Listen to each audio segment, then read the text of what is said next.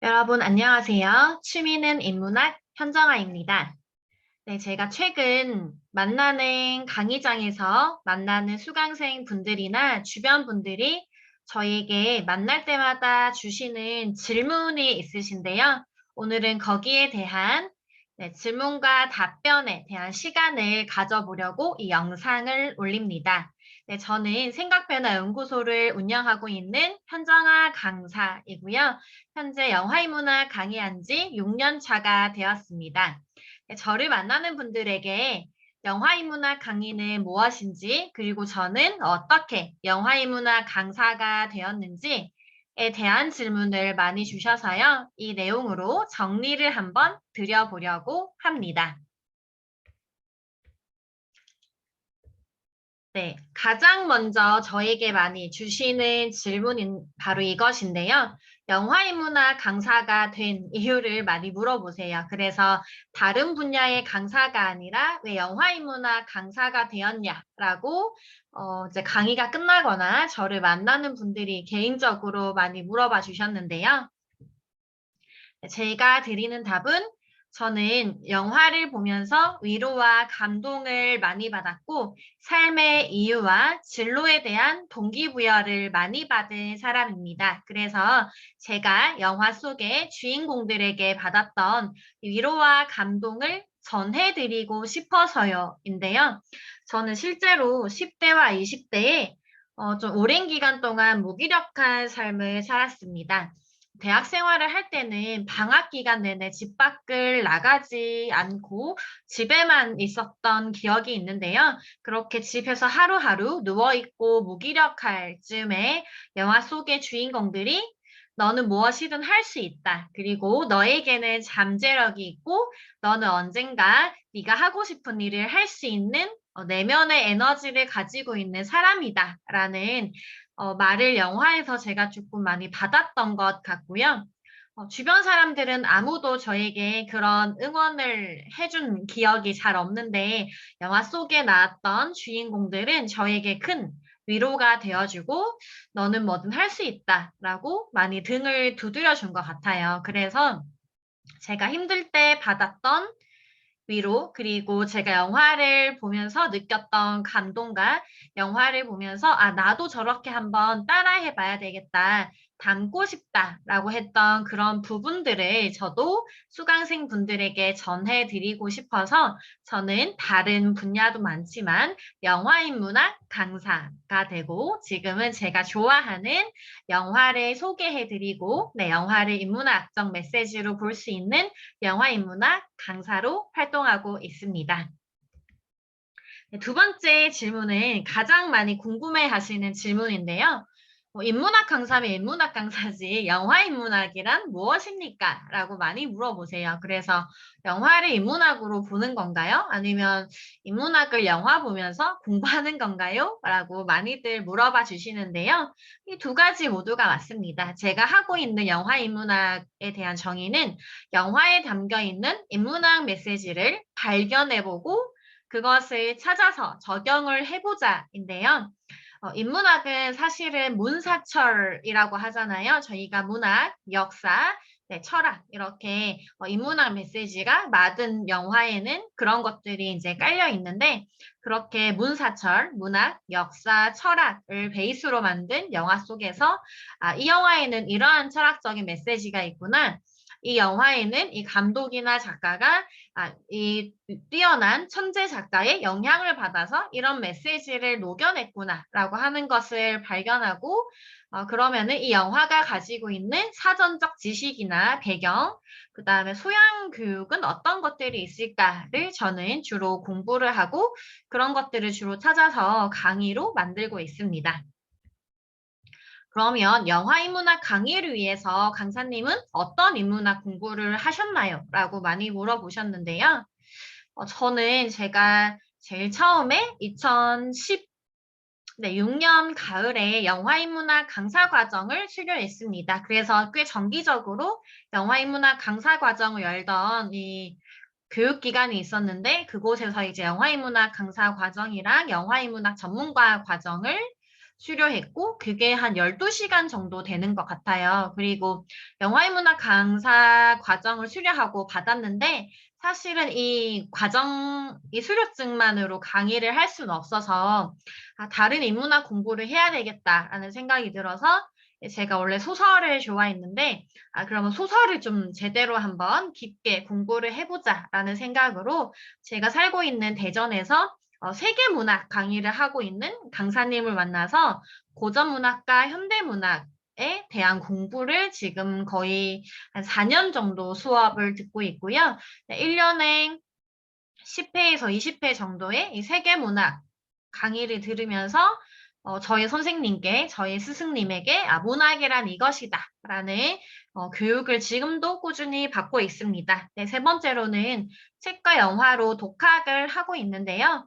영화 인문학, 그 다음에 인문학 서적, 그 다음에 뭐 철학이나 역사나 뭐 고전 소설 제대로 읽기 같은 그런 해설서들을 지금 거의 5년 정도 제가 꾸준히 읽고 영화도 보고 거의 독학을 하면서 보고 있고요. 뭐 워낙에 유명한 영화 평론가들의 뭐 유튜브 채널도 받아보면서 이동진 평론가는 이렇게 해석을 하는구나. 그리고 CNN21의 기자님들은 이렇게 해석을 하는구나. 이렇게 전문가들의 그런 유튜브 채널이나 책도 주기적으로 찾아보면서 전문가분들은 이 영화를 이렇게 해석했구나라고 하는 것을 지금도 꾸준히 독학으로 네, 1일 1 공부를 하고 있습니다.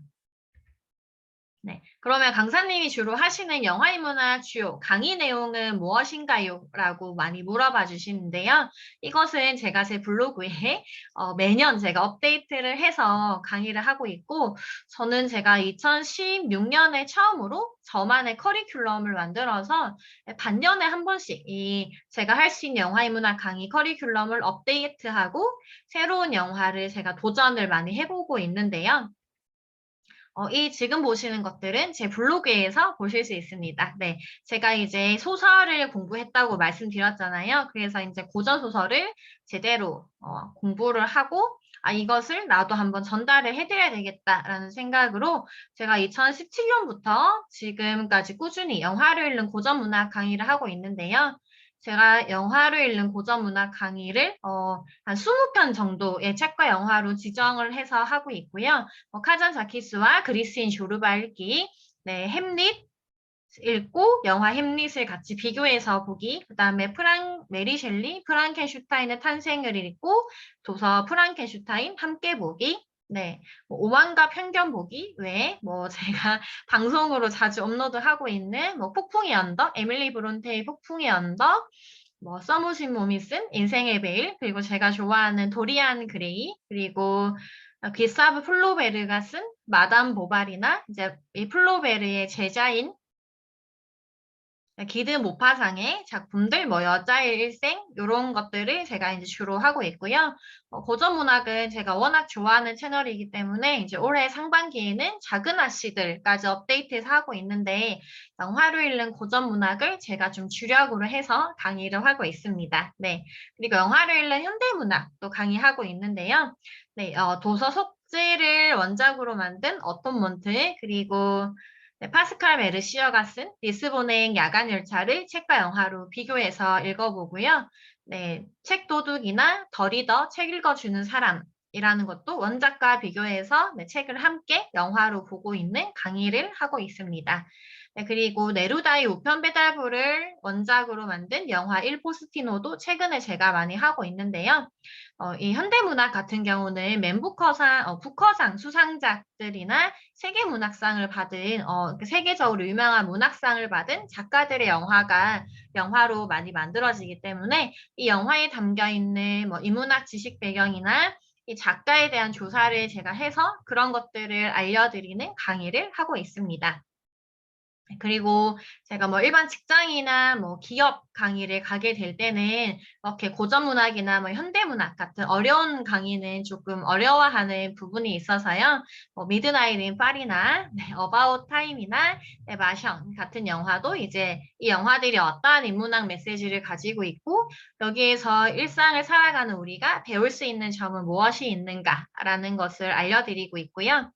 네, 힐링 시네마 테라피 강의를 많이 하고 있는데, 저도 일상을 살아가면서 또 직장 생활을 하면서 좀 무기력과 우울함을 많이 느꼈던 사람이기 때문에 직장인 강의할 때는 이왕이면 좀 많이 웃으실 수 있고 좀 즐겁게 들으시면서도 좀 위로가 되는 영화를 하고 싶어서 꽃배씨의 행복여행이라거나 짐 캐리가 나왔던 예스맨이라고 하는 이렇게 즐겁게 볼 수 있지만 영화 자체가 던지고 있는 네, 이런 삶의 의미나 삶의 태도에 대한 것들을 네, 주로 강의를 하고 있습니다. 네, 그리고 제가 이제 영화로 읽는 인문학 강의를 보통 뭐 평생교육관이나 뭐 도서관 가게 되면은 뭐 10회 정도 이렇게 강의를 하고 있는데요.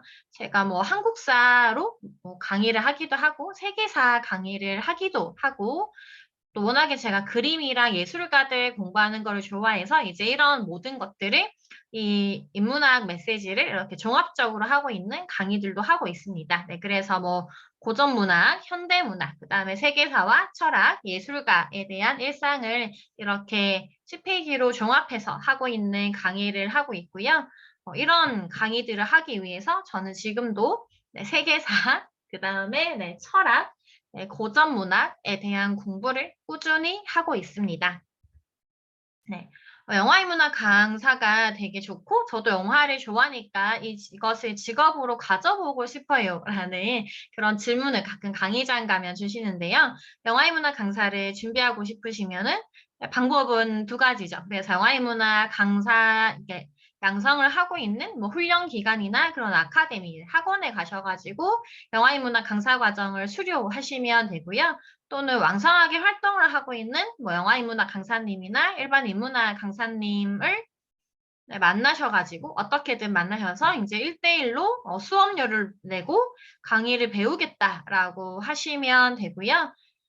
사실은 그 영화 인문학 강의 같은 경우는 도제식으로, 그러니까 1대1로 이렇게 강사님들의 한 강사의 강의법을 배워서 하는 게 저는 가장 빠르다라는 생각을 하고 있고요. 저 같은 경우도 롤모델인 강사님의 강의법을 좀 많이 배우고 참고해서 그렇게 좀 강의법을 구축한 편이기 때문에 처음에는 아카데미의 도움을 받고 어느 정도 본인이 이제 실무에서 경험을 현장에서 강의장에서 경험을 쌓고 나면은 1대1로 네, 되게 내가 닮고 싶고 좋아하는 롤모델의 강사님을 찾아가서 저를 제자로 받아주세요라고 하는 게 가장 좋은 방법이 아닌가라는 생각이 드는데 이 두 번째 방법, 이 1대1 코칭 자체는 좀 뭐 방법을 찾기도 하고 이제 그 강사님이 수락을 해주실지 않을지도 뭐 고민이 되기도 하니까 가장 어렵고요. 그리고 뭐 1대1 코칭을 받고 싶어요라고 했을 때 가장 빠른 방법은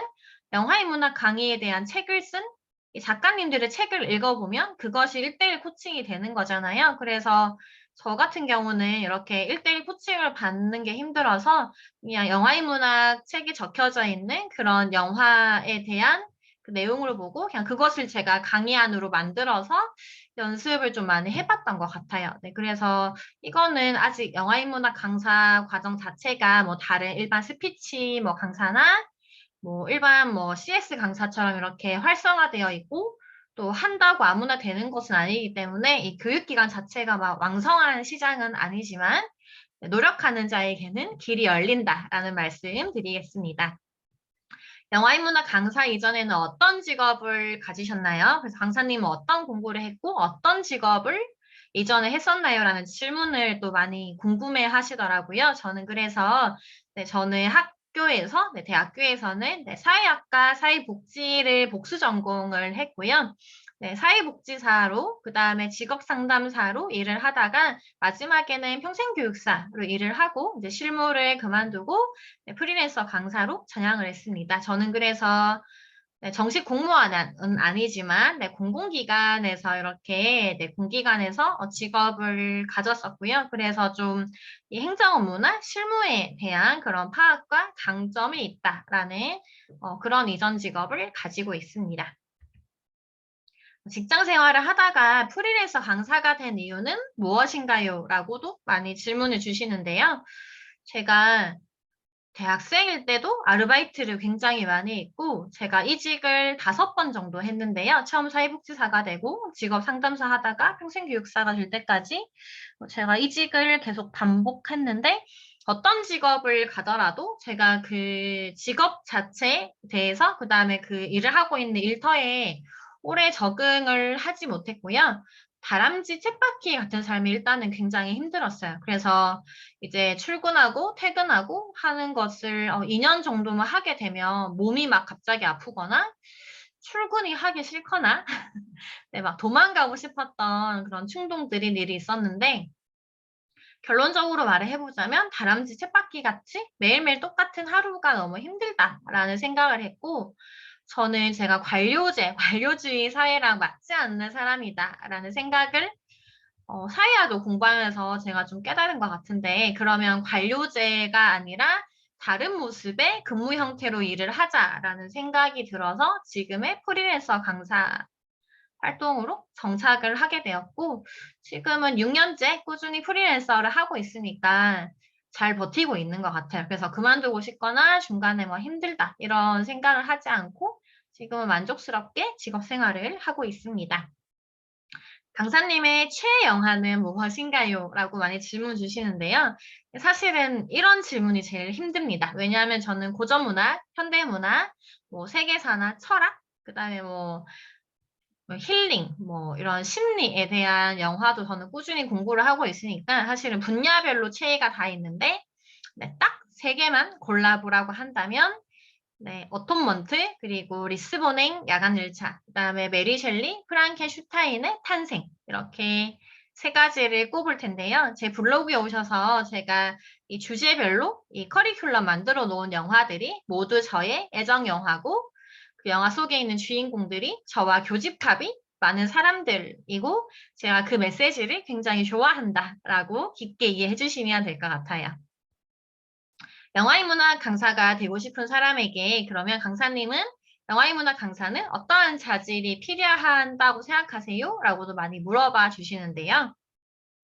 책과 영화를 일단 좋아하는 거는 당연하고요. 이것을 좋아하는 것에서 그치는 것이 아니라 책을 읽으면 그 내용에 대해서 리뷰를 하고 정리를 하고 필사를 해서 내 것으로 소화를 하고 영화도 마찬가지예요. 뭐 같은 영화를 뭐 10번, 20번 봐도 질리지 않고 영화를 계속해서 보면서 이 영화 속에 있는 메시지, 이 영화 속에 있는 명대사들, 그리고 이 영화에 담겨 있는 인문학은 어떠한 것을 기반으로 만들어졌는지, 이것이 뭐 철학자의 메시지인지, 아니면 뭐 천재 작가의 메시지인지, 이제 이런 것들을 분석하고 좀 이렇게 종합해가지고, 아, 그러면 대중적으로 이것을 강의 듣는 사람들에게는 어떠한 정보가 필요하겠구나라고 하는 그런 발췌력, 이 인문학 메시지를 만들 수 있는 질문 능력, 그 다음에 이것으로 우리 삶을 어떻게 비교해서 비포 애프터로 적용을 해보자라고 하는 그런 목록까지 일단은 가는 게 제일 중요한 것 같고요. 저는 그것을 강의 때 제일 많이 하는 것 같아요. 그리고 당연한 건데,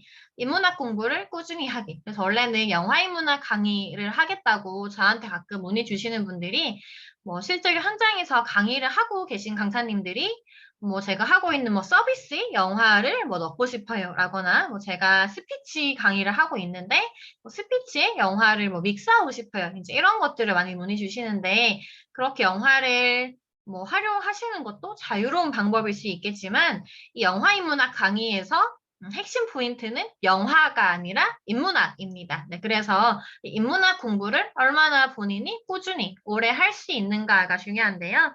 사실은 인문학이 워낙에 범위 자체도 많고 다루는 분야가 넓다 보니까 인문학 공부를 꾸준히 하는 게 정말 많이 힘들거든요. 그래서 뭔가 편법이나 술수를 쓰는 것이 아니라 뭐 쉽게 쉽게만 이렇게 뭐 시간 타임용으로 때우기용이 아니라 정말 제대로 된 인문학 공부를 꾸준히 할 수 있는 사람이 도전을 하시면 좋겠어요. 그리고 당연한 건데 네, 체력과 끈기가 있는 사람. 그래서 네, 인문학 공부를 하다가 인문학 메시지를 영화에 적용을 해보고 이런 것들이 실증나지 않고 지치지 않고 질리지 않을 수 있는 그래서 여러분 모든 직업의 성공은 이 체력과 끈기라고 하잖아요. 그래서 이 세 가지를 종합적으로 갖추할 수 있는 분들께서는 영화인문학 강사에 도전을 해보셔도 좋을 것 같습니다.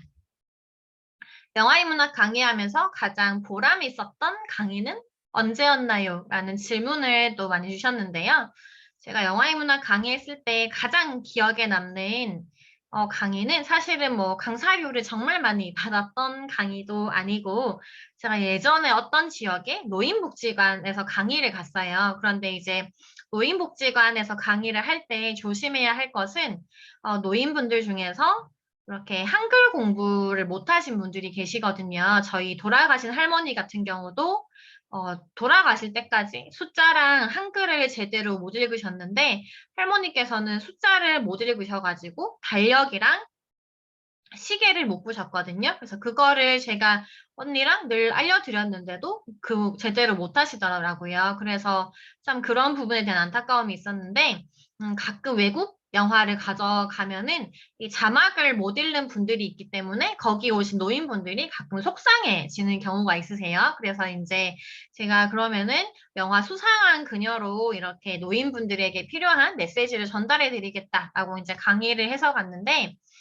할머니 거기 계셨던 어르신들께서 굉장히 영화를 잘 봐주시고 좋아해 주셨어요. 그런데 강의 끝나고 제가 이제 카카오 택시를 불러서 이제 강의장 뒤쪽에서 이제 기다리면서 이렇게 잠깐 대기하면서 앉아 있었거든요. 이제 퇴근을 하려고. 근데 강의장에 있었던 앞쪽에 계셨던 한 할머니가 저한테 오셔가지고 누룽지 사탕을 3개 정도 주시면서 강사님 오늘 강의 정말 잘 들었습니다. 그런데 강사님이 마지막에 강의 마무리하시면서 해주셨던 그 말이 외국어였는데 제가 한글을 못 읽어서 그 강의 안에 적혀 있는 게 뭔지 모르겠어요. 그래서 저한테 그 단어랑 그 뜻이 무엇인지를 한 번 더 설명해 주세요. 라고 하시는 거예요. 그래서 그 말을 듣는 순간 제가 너무 아차 싶었어요. 그래서 이렇게 강의 안에 적혀져 있는 이 한글을 못 읽는 분들도 계실 수 있는데, 제가 그 강의안을 좀 너무 빨리빨리 읽었다라는 생각이 들어서 갑자기 부끄럽더라고요. 그래서 좀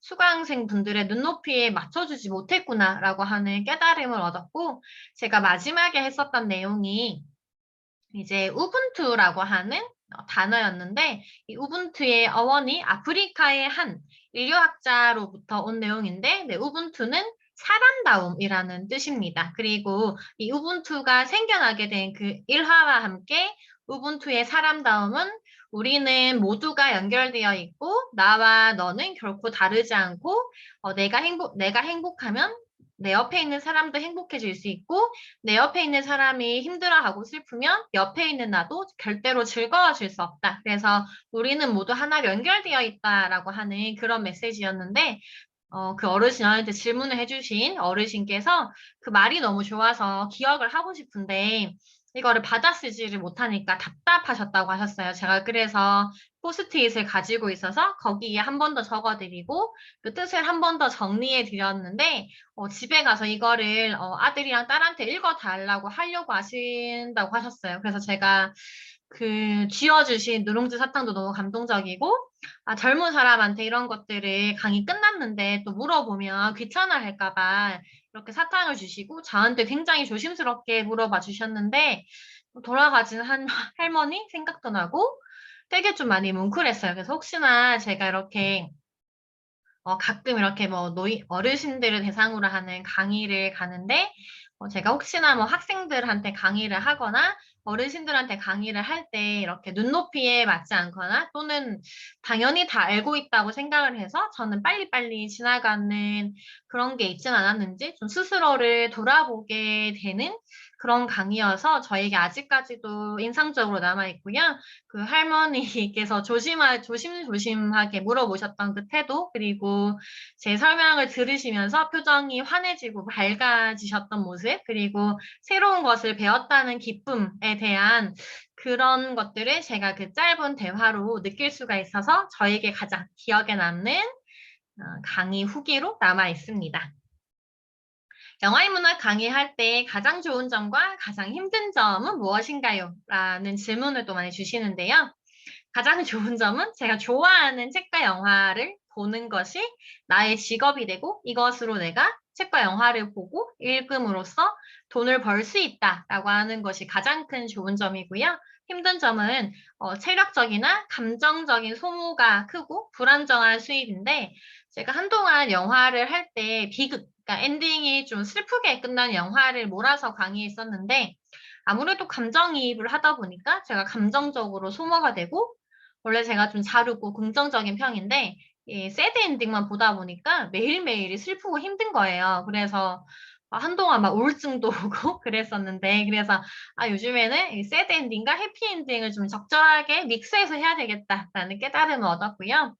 제가 강의를 한참 할 때는 한 달에 20일 정도가 계속 지방 출장이었거든요. 저는 대전에 살고 있는데 제가 주로 가는 지역이 뭐 전라도, 경기도, 뭐 경상도, 충청도, 강원도 이렇게 제가 5개 도를 모두 돌아요. 그리고 가끔 뭐 멀리 되게 멀리 뭐 강진이나 뭐 남해 뭐 땅끝 마을로 간다거나 뭐 제주도를 간다거나 그다음에 제가 또 경기도로는 저기 그 북한과 가까운 연천까지 갔던 기억이 있어서 이동을 하고 나면 기차나 차를 오래 타면 아무래도 좀 체력적으로 많이 지치고요.